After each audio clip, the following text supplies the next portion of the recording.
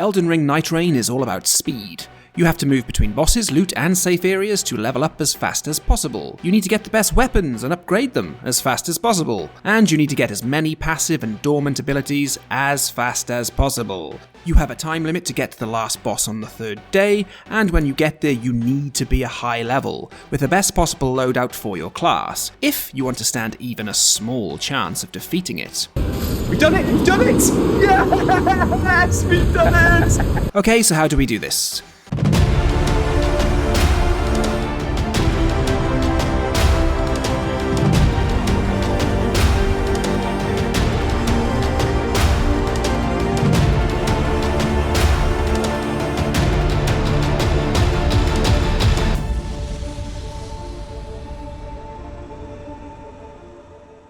Number 1. The Ring of Rain and your safety pins. Your first move when you spawn, open the map and drop a pin at the centre of the ring. The Night's Tide shrinks inward, and this pin is your lifeline to avoid getting trapped. If you have team chat, assign a teammate as navigator to call out safe zones. Now as the ring starts to move, you will get a notification. I mean, it's a tiny piece of text on the side of the screen with an audio prompt that is very easy to miss during all of the carnage.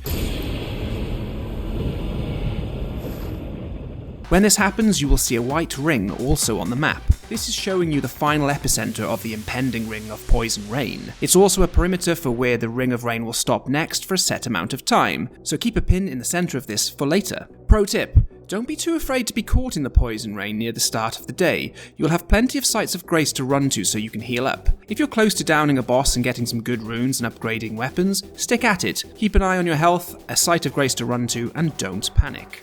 Number 2, bosses are your friends. I mean, they'll kill you every chance they get.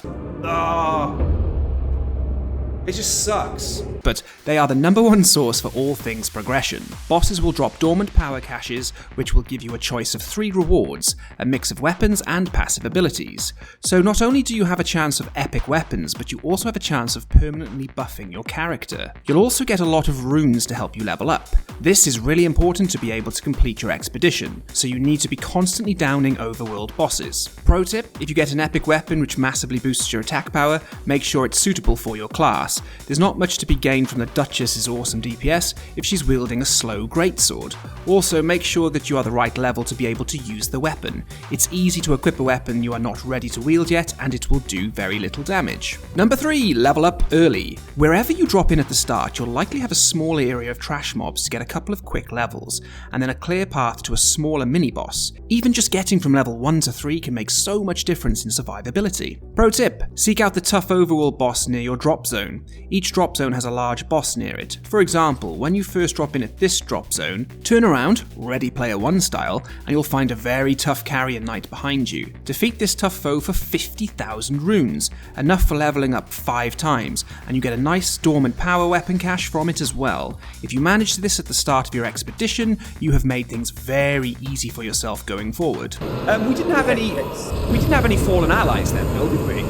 No, we didn't. Number 4, grab a bow early. Regardless of your class, pick up a bow as soon as you can. You'll find loads early on. Having a bow can be handy for a number of reasons, mainly the ability to attack a fallen ally's death meter to revive them from a safe distance. The same goes for staffs with ranged magic. This is a great way to save your party from wiping. Pro tip: if you're out of heals and low on health against bosses, tell your team you're dropping back to a safe distance and snipe away at the boss's health. Number 5, Spirit Hawks and Spirit Streams. Throughout the map you will be able to yeet yourself up Spirit Streams even without your trusty torrent, and you'll be able to catch a ride on Spirit Hawks to move from area to area. These are very good at guiding you to your next boss. With the Spirit Streams, they clearly have a direction they want you to take, but you can hold any direction on the controller to be launched in a completely different way, and even skip some dungeon-like areas and land straight on bosses or forts, skipping all the trash mobs. With the Spirit Hawks, you can let go at any point in their flight to also land you on some otherwise hard to reach places. Pro tip: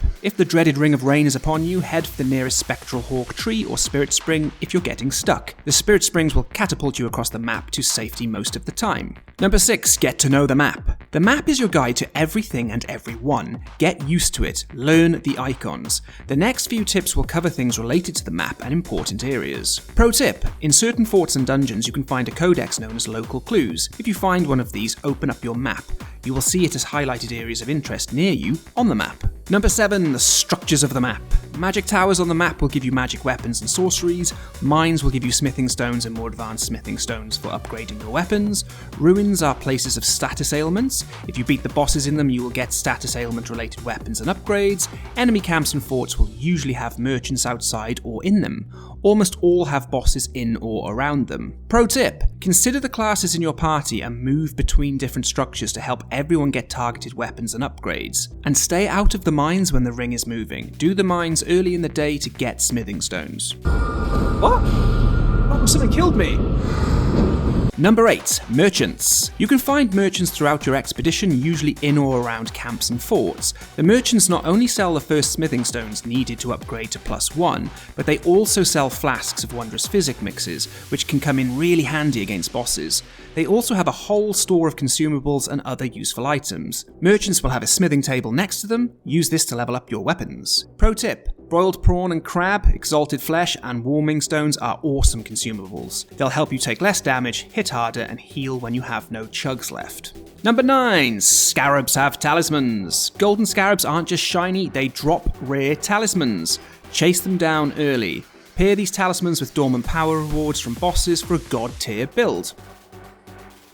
Number 10. Sharing is winning. As you find weapons, consumables, and talismans, if you have an epic item that is no good for your class, then drop it for your teammates. You will get random drops throughout your expedition, and one Nightfarers trash is the next Nightfarers treasure. Number 11. Trees, golden trees, and butterflies. Throughout the map, look for the blue glowing trees, they restore your FP. The golden glowing trees will increase the amount of runes you earn, and the butterflies will heal your ailments. Number 12. Dying costs levels. When you fall in battle, if your allies don't remove your health meter, you will die. The penalty for this is going down a level, which you really cannot afford. If your party all fall against a main boss, the game is over and your expedition ends. Number 13. Unlucky for some, and you will be one of the unlucky ones if the Fell Omen invades you. One of the Day 2 last bosses is a version of Morgoth, the Fell Omen. A slightly easier but still very formidable version of this Fell Omen can actually invade you randomly whilst you are running through the overworld. If he defeats your party, you will get a permanent debuff,